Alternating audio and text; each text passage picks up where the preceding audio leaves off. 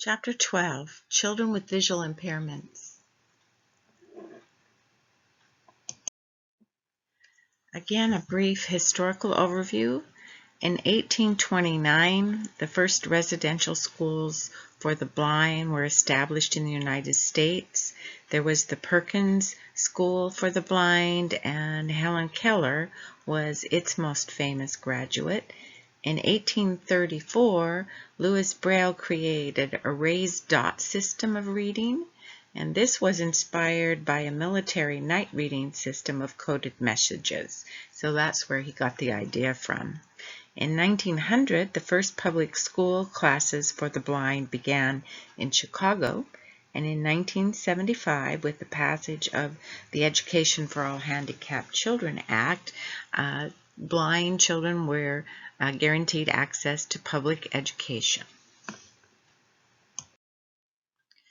So let's look at some definitions. Blindness is corrected vision of less than 20 to 100. Individuals cannot see with the correction at 20 feet what a typical person sees at 200 feet. They will use their tactile or touch or auditory senses as a learning mode. For low vision, this is corrected vision between 2070 and 2200, and they may still, with aid, use their visual sense as the primary mode of learning. So how we assess and identify, there are different techniques, such as the Snellen chart, which is rows of letters graduating to smaller sizes. There's also a preschool adaptation with E's pointing in different directions. And they can also, the approach as far as directions go is which way are the arms pointing. Children identified as having visual impairments through a screening test should have a full assessment to determine their educational needs, including a physical exam and a functional assessment in regards to their adaptive skills. Visual impairments are a low incidence disability, making up less than 1% of the school-age population. So just like for deaf children, it makes it difficult for schools to provide services for them. So some common causes of visual impairments are cortical visual impairments, retinopathy of prematurity associated with low birth weight babies, and the over-administration of oxygen to premature infants, albinism with an absence or lack of pigmentation in the eye, optic nerve hypoplasia, optic nerve atrophy, and then congenital infections. And here you have a depiction of the anatomy of the eye. And so you not only see the surface, the anatomy that we see when we look at someone's eye, but also what's going on behind the scenes, including the optic nerve, which connects to the brain.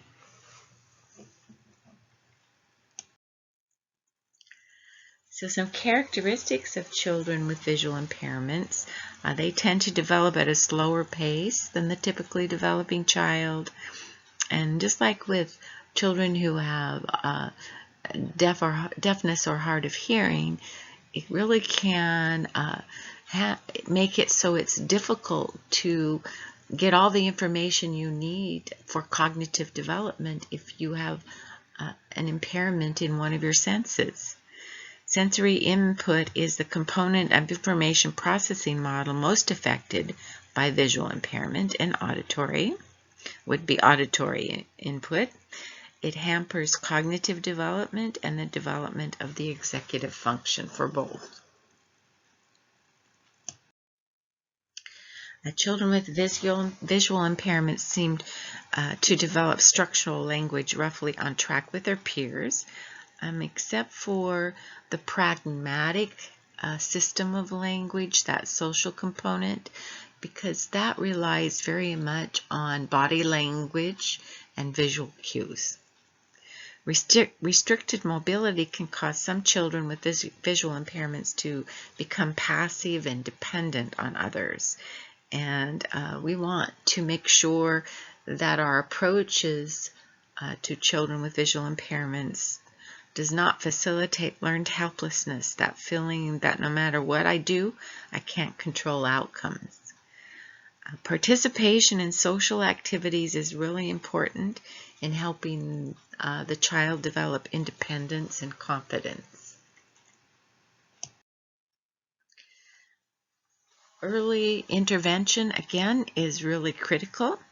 A child's experience during the period from birth to 5 is critical to subsequent development. Early intervention programs reduce the number of secondary problems or problems that happen because there is no intervention to help them cope with their visual impairments. Many fundamental skills, concepts such as symbolic play and object permanence, are learned by sighted children through incidental learning, but for a child who's visually impaired, this must be explicitly or directly taught.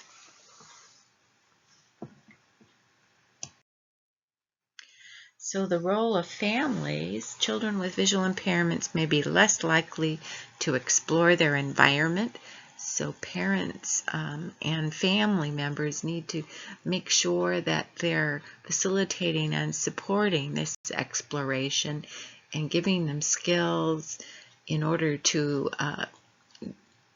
cope with the kinds of challenges that their environment exploration might cause.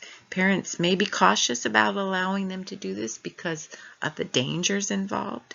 It's important that children be encouraged to use other senses and aids to help them safely explore and to increase their confidence and independence. The National Agenda for Children with Visual Impairments is a helpful checklist for families and professionals to make sure children with visual impairments are receiving the proper services and supports, and you can find that checklist on page 397. So as far as organizational structures, 64% of students with visual impairments spend 80% or more of their school day in the general education classroom, and you'll remember that's the same as those with deafness and hearing impairments. So again, the RTI model ensures that all students receive appropriate supports and services. For Tier 1, this focus on inclusion and the use of the universal design for learning to access curriculum, so they use multiple methods to access information, interaction with information, multiple ways to communicate and understand. With Tier 2, again, small group or individual instruction in needed skill areas. And then Tier 3 would focus on intensive support, including the use of Braille and orientation and mobility training.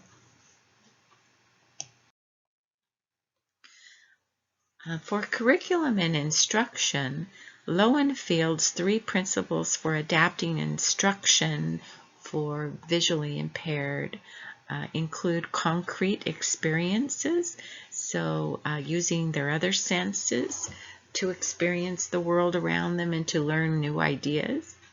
Unifying instruction, so guiding their experiences with explicit instruction or direct instruction. Learning by doing, so motivate them to explore their environment. And then the universal design for learning to access the Common Core. You can find information in regards to that on page 404 of your text. So there's also ways that the core curriculum can be expanded, and it can be divided into the following areas, and you can find again this on page 405. Compensatory or access skills, career education, independent living skills, orientation and mobility, or O&M, recreational and leisure skills, so teaching, providing explicit instruction in what you can do in your life besides school, social interaction skills, self-determination skills, use of assistive technology, and sensory efficiency skills.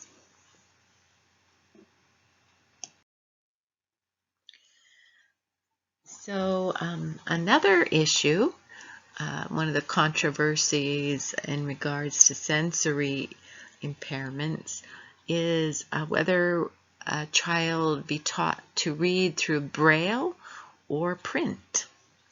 Braille is a system of touch reading developed in 1892 by a blind Frenchman, Louis Braille.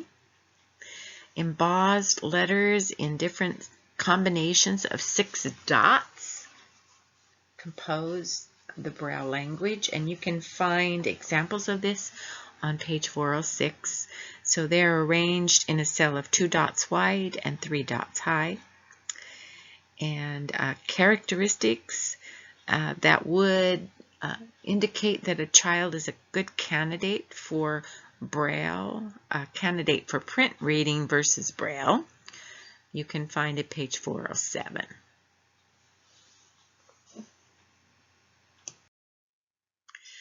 So orientation and mobility training, this is the developing and understanding of one's location in a given environment. It's coupled with the physical ability to move through the environment safely and independently. And instructors for O&M must be certified. The process is to learn floor plans and routes and utilize tools like canes and dogs. So transitioning to independent living, many individuals with visual impairments have difficulty finding employment. Transition programs can help them overcome barriers to independent living.